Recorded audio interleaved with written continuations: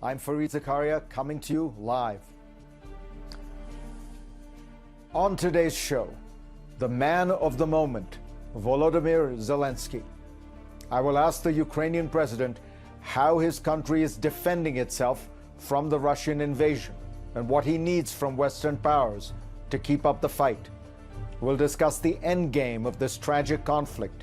Is compromise possible with Putin, a man President Biden has termed a war criminal?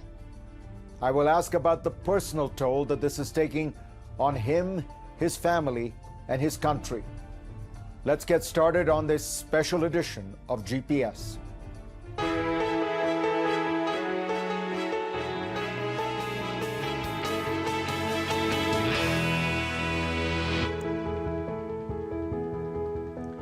It has been nearly a month since Russia invaded Ukraine, and the Institute for the Study of War put out an assessment yesterday that said Ukrainian forces have defeated Russia's initial campaign in the war.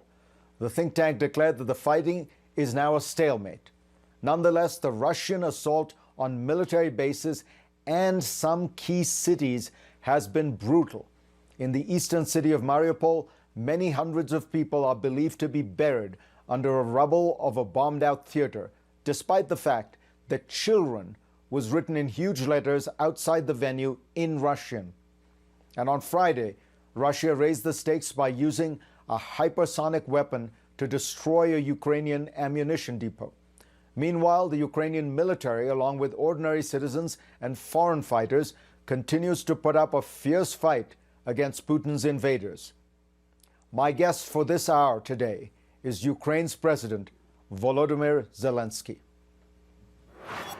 President Zelensky, welcome to the show. Вітаю. Greetings to you all. Thank you very much for the opportunity to speak with you. President Biden has called Vladimir Putin a war criminal. And yet, you have called for negotiations with him. Will it be hard, will it be painful for you to have to sit down with Putin were he to agree and negotiate with him? Я готовий до перемовин. I am ready for negotiations with him. I was ready over the last 2 years. And I think that without negotiations, we cannot end this war. I think that all the people who think that this dialogue is shallow and that it is not going to resolve anything, they just don't understand that this is very valuable. If there is just 1% chance for us to stop this war, I think that we need to take this chance. We need to do that. I can tell you about the result of these negotiations.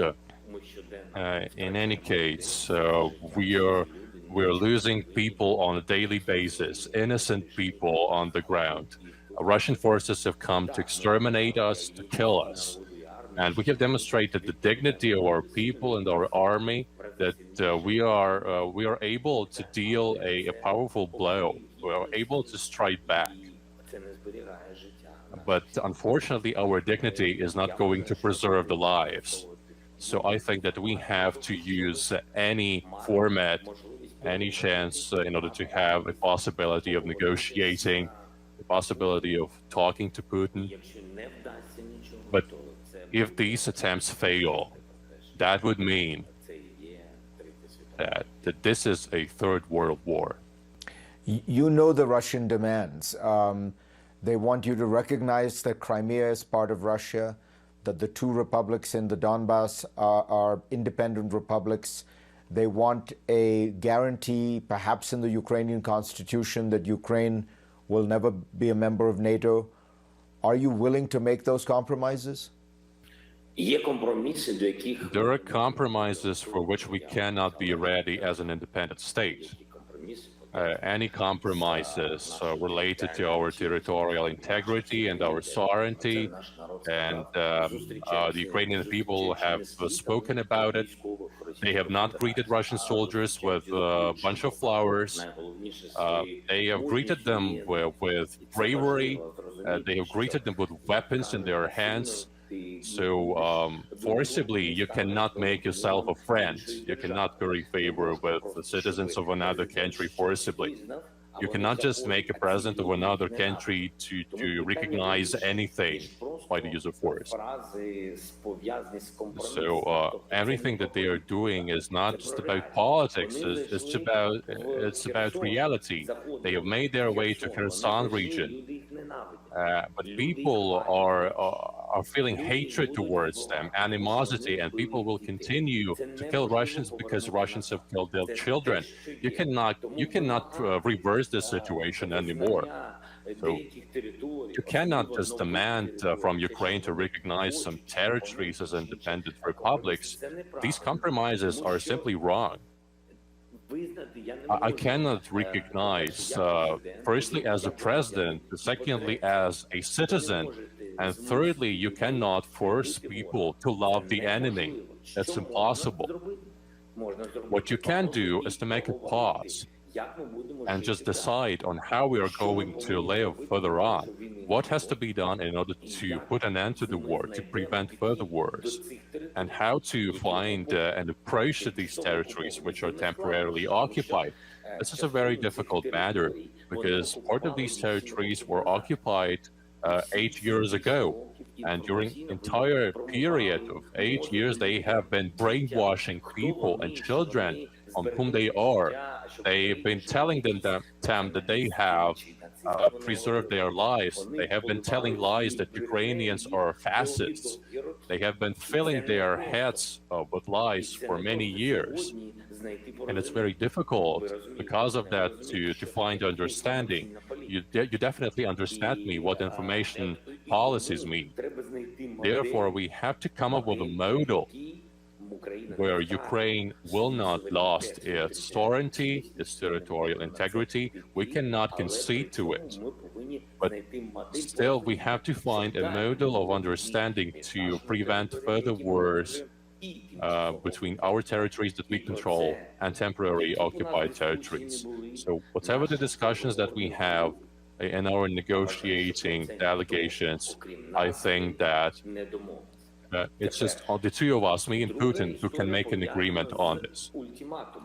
The second story is related to ultimatums that cannot be there, emanating from one country to another country. I mean, in general, and concretely in terms of Russia's ultimatums to Ukraine.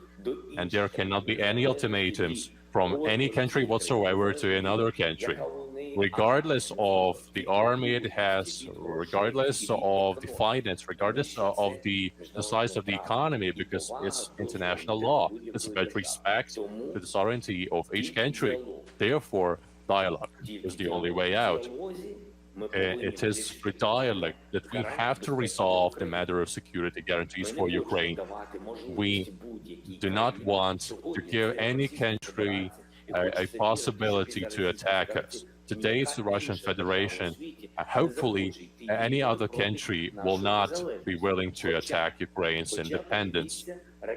But still, you can see that Belarus launched rockets against Ukraine at the very beginning.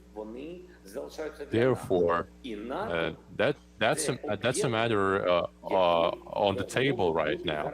Therefore, NATO could be a source of guarantees for Ukraine, but we are not accepted as a member of NATO. So Ukraine has to seek for other security guarantees from individual countries that could be NATO members. And that is what we are proposing. A number of leaders of the world's countries could be a source of guarantees for Ukraine. They could be part of this circle of powerful countries. That is what we can talk about, security guarantees for Ukraine. Next on GPS, I'll ask Zelensky about his quest for NATO membership and, frankly, whether giving it up sooner could have averted war. Back in a moment. You know, you have said recently that Ukraine perhaps will not be a member of NATO. You have admitted that. Could that there are people who ask, could that concession, had you made it clearly and loudly earlier, could that have prevented this war? Фарід, дивіться, я Well, Fried, here's the deal. I spoke about what NATO members told me. So if we do not have leaders of the countries to put them in a position where they have to answer questions from citizens of their countries, that has to be a very long-term matter. I made a point that the war in Ukraine has been lasting for 8 years. It's not just some special military operation. So if Russia continues to take soundings, testing the ground, and if they do not see any kind of response from the West, they will continue to advance. I have been talking about this from the very first day of my presidency. I did not talk about this in public because I didn't want to give them the possibility to reinforce their position. Now the whole world is seeing that our army is strong. But the leaders of world countries, all leaders, most leaders of NATO and the European Union were well aware of my position. I told them that we are running out of time. You have to admit Ukraine into NATO right now. We do not have much time. You have to accept Ukraine as a member of EU. We deserve these alliances. We are just reinforcing you. We're strengthening you, and you will see it. You will see the attitude of Belarusian people who has a very favorable attitude to me.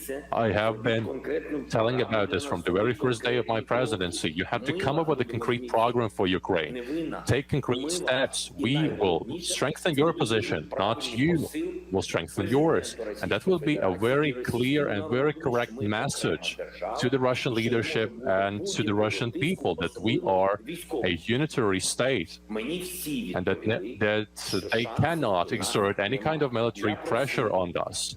But everyone in the West told me that we do not have any chance of NATO and EU membership. I asked them not to drive the Ukrainian people into a corner because our people are brave, and the West should also be brave in telling directly to the Ukrainian people that, well, you're not going to be NATO EU member. They do not have a consolidated position, and I requested that personally.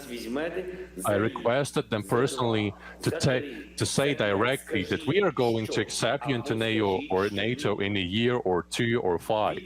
Just say it directly and clearly, or just say no. And the response was very clear. You are not going to be a NATO or EU member, but publicly, the doors will remain open. I asked them about preemptive sanctions. I talked about Nord Stream 2. We were discussing all of it. And simultaneously, we were strengthening our army. Because with neighbors like this, like we have, this is the only way out. That's what we were doing. We did not mention explicitly of how many people are ready to go to war and how much equipment we have. And I think that was a very good position. That was the right position. We did not warn the enemy that we were going to be ferociously resisting, and that worked. And we are continue to warding off this aggression, and everyone is seeing this. So NATO cannot just tell to Ukraine that. So Ukraine cannot say that it is not going to join NATO. NATO is saying that it is not going to admit Ukraine. That is the truth. Many countries have supported Ukraine, I mean among members of the alliance, but quite a considerable share of NATO members, unfortunately, due to various reasons, have not done that. Some of them were afraid of a neighbor like Russia, and that was for a reason, because we are just witnessing Russia doing those horrendous things in Ukraine. Perhaps some of these NATO members had some business arrangements with Russia. They are not helping due to energy links and trade links to Russia. So businesses also has a role to play. I mean, big money. But actually, Ukraine is paying a much steeper price than big money. We are paying with our people. So my rhetoric is absolutely true, and I'm not mentioning explicitly what countries said that Ukraine is not going to be a NATO member.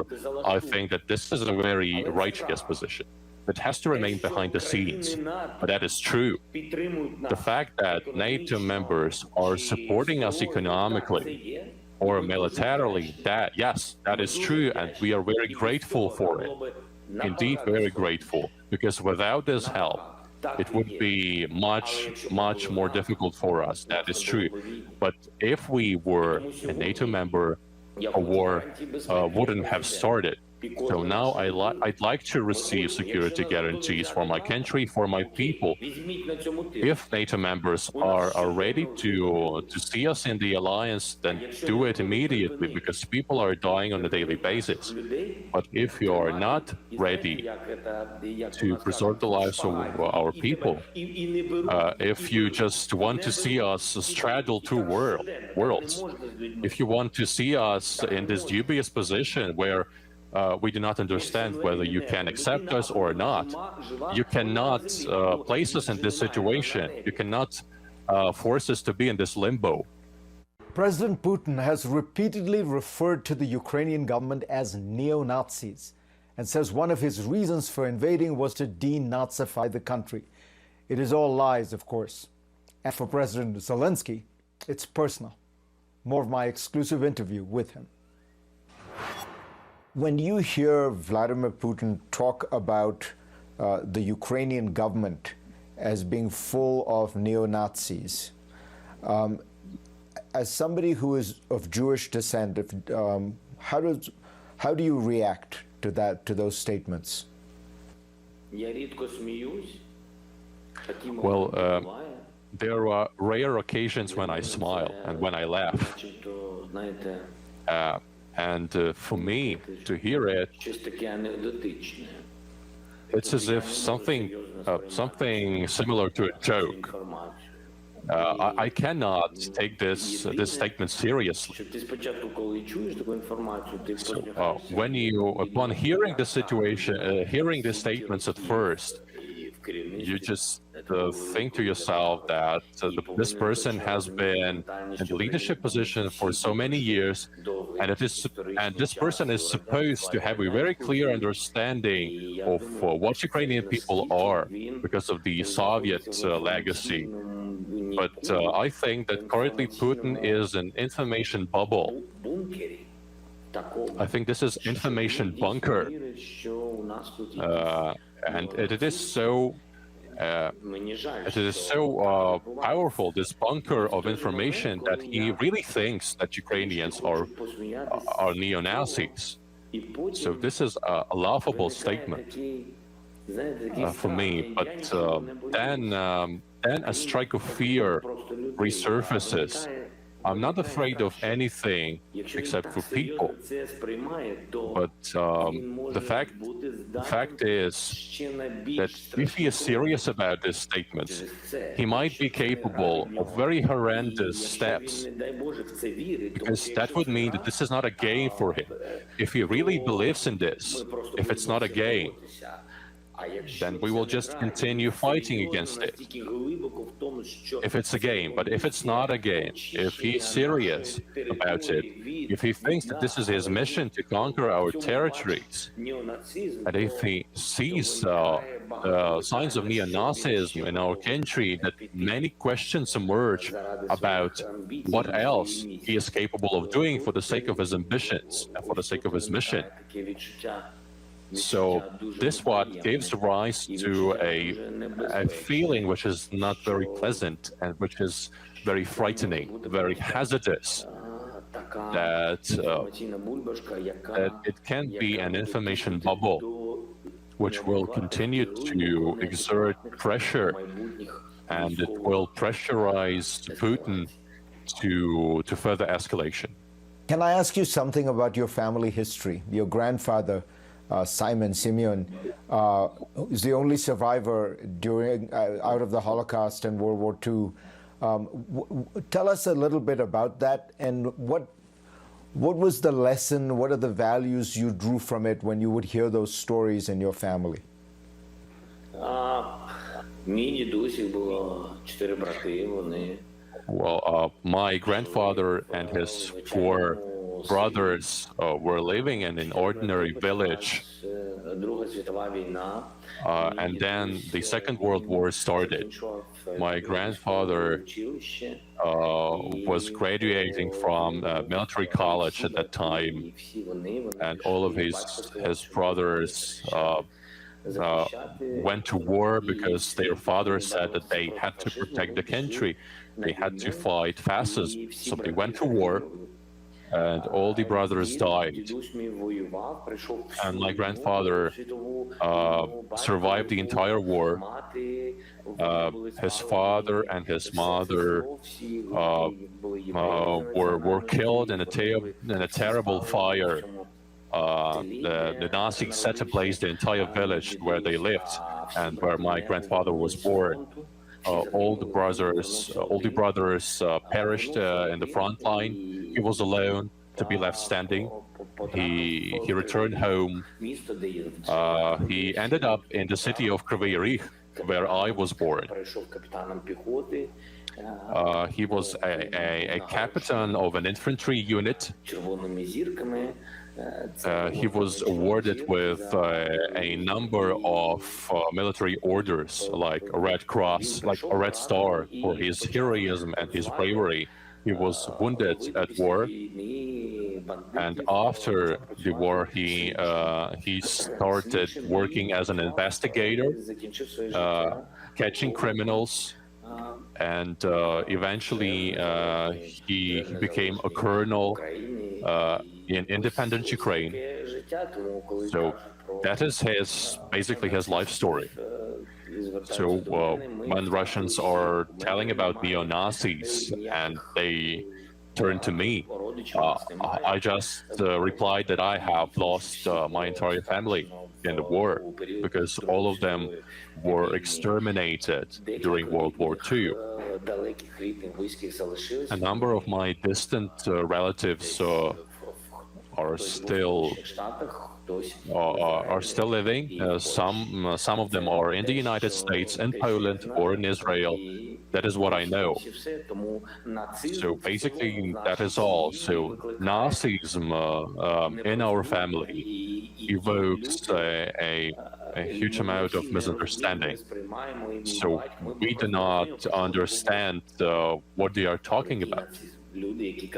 What kind of Nazis in the country? We fought a war with these people, Nazis. So I have a question to those who are raising this topic of Nazism in the Russian Federation. I'd like to hear from them, in what front lines did their grandfathers fight? What countries their grandfathers liberated, how their grandfathers fought the Nazi Germany. I have this question to them. When some politicians in the Russian Federation are raising this topic of neo-Nazism, Nazism, and fascism related to me, I have a question that, well, my biography is open, and everyone is well aware about my biography. You can find facts about my family and open sources. But what about the relatives of Russians? I do not know about anything about their relatives of Russians who fought in the Second World War. Who was talking about neo-Nazis. The entire territory of Ukraine was occupied. The Nazi regime occupied the entire territory of Ukraine. And Ukraine fought against Nazis.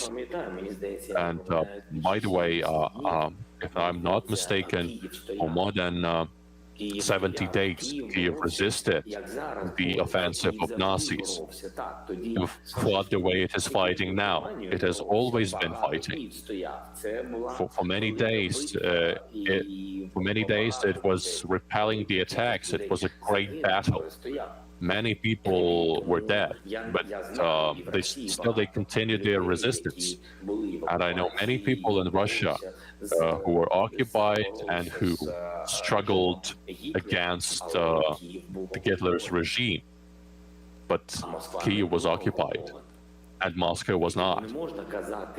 And you cannot say, they cannot just say about their feelings that Ukraine is a betrayer or that we are neo-Nazis, because Russians are acting in the same manner as neo-Nazis at the moment. If you take a look at the history, at scientific materials, you can just look at what Nazis did. They blockaded Kiev, they blockaded other cities to prevent the supplies of water and food, and this is exactly what Russians are doing now. This is what they are doing in Mariupol. They are just going to the city saying that everything is going to be all right, and that this is Russian territory. They're just claiming it, so their methods have remained unchanged. And the fact is that they are betraying the history of their own homeland, because what we are having now in Mariupol, in Kyiv, they had the same in Leningrad, which is now St. Petersburg, formerly known as Leningrad. Everyone knows how many people died during the blockade of Leningrad. These people did not have enough food and water, and this is exactly what is happening in Ukraine. So who is the Nazi? President Zelensky has said he believes that he is Russia's #1 target, and their number two target, Zelensky says, is his wife and 2 young children. I wanted to understand how this war was affecting all of them. Just personally, how are you holding up? Nothing in your professional life has prepared you for this extraordinary ordeal you're going through. How are you handling it just personally? Well, you know, I'm doing just everything that everyone else in Ukraine is doing. We have made up our team to defend our country. So it seems to me that a person does not need to turn into anyone else. That is important when you can be just yourself. And when you have just this real feeling, when you have this real, very sincere attitude to your people, in spite of, regardless of whether you are present or not. It's of supreme importance that you like your people, your country, your neighbors, and in peaceful times where you feel the pleasure from work, and from the results that you get from your work, it seems to me that this is the most important thing.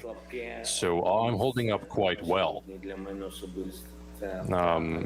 As of now, my weakest point is losing people, losing children in these huge numbers, in this huge amount of casualties. I go to sleep with this information about children who were killed, and we are continue to pray in order to prevent new losses of people. But so far we haven't attained this result, so this is the most important moment. We are trying to defend our sovereignty, defend our country. For me, this is a core honor, so it's not that hard for me. You're a young man, you have a young family, and I keep wondering, how do you explain to your children what is going on? My children know for sure what is happening, and I don't know whether it's good or bad. I have not explained anything to my children. They have said to me that war is raging in Ukraine, and at our home we have the same freedom of speech as we have in our country, and they know what we are fighting for. They understand all of that. The first 2 days, we did not talk about it at all in my family, and they did not ask questions. They were thinking about it themselves, of what is happening. They are proud of Ukraine, very proud. And they entertain a sincere hope in our victory. children believe in victory, but they do not believe in it in terms of a score in some sort of a game, like in football. Like we have killed 10 people from Russia, and they have killed 5 people from Ukraine. They simply believe that the good shall prevail. It may seem banal, but this is it. And in order to prevail, the good people have to sacrifice themselves. Fortunately, we do not have to explain anything to our children. Fortunately, they have access to any kinds of videos and news, and I see to it that their access to these videos is open. They have access to it. I think that my children should not be prohibited from seeing any kinds of videos of what Russia has made. My son has to be aware of it, because while my son is alive, that means that some Ukrainian army member is giving up his own life for this. I'm going to play you a video that President Zelensky wanted to release right here on GPS. A warning to viewers, the video contains graphic content. Here it is, produced by the Ukrainian government and narrated by Zelensky himself. Was a simple verb, merely a part of speech used in everyday life. But it's not that simple for us, because now the everyday Ukrainians simply cannot say was without bursting into tears. This was my home. This was my friend. This was my dog. This was my car. This was my job. And this was my father. And this was my daughter. The millions and millions of fresh wounds are bleeding with that wounds. Russia has drowned Ukraine in tears and blood and children corpses. But there is one thing Russia doesn't get. Was is the word that describes its life. And we Ukrainians already know what will come next. We will win. And there will be new houses, there will be new cities, there will be new dreams, there will be a new story, there will be, there's no doubt. And those we've lost will be remembered. And we will sing again, and we will celebrate anew. Yes, Ukraine was beautiful, but now it will become great Ukraine. You made this video, and what is the message that you really want to convey to the West, to the world, with it? Because it's a very optimistic video, but we are still living in a very tragic, difficult time, and that you in particular are living in a very difficult moment. This is the video. Why it is so optimistic is that we have a very profound faith in ourselves, and a very profound faith in the West, profound faith in people. I've seen people in squares who are taking to the streets. These people in Western countries have different positions from those held by their leaders. And I implore Western leaders to match the aspirations of their people. I've seen people in various continents throughout the United States and Europe, and there is tremendous support from them coming to Ukraine. We can see that our values are alike. Our languages are different, but they do not matter. Our religions, our faiths are different, and every person has a choice in terms of religions and faith, but our values are common, are shared. There are a lot of positive moments in this video. There is reality. There's also a positive attitude and faith, my personal faith in the fact that people throughout the planet have shared values. It's not simply about give us help or save our souls, but about the fact that we have to be united. We are fighting for our freedom, for our lives. Unfortunately, we have to fight for our lives at the expense of another lives. We have to earn a life for the entire civilization, and in order to make this happen, we are giving up our own lives. This is not right. So we have to unite. We have to unite in our energy. We have to be united because that means that salvation is there. Mr. President, it's a pleasure to talk to you. It's an honor to have had you on this program. Please stay safe. Thank you, sir. Дякую. Дякую. Thank you. Thank you very much for it.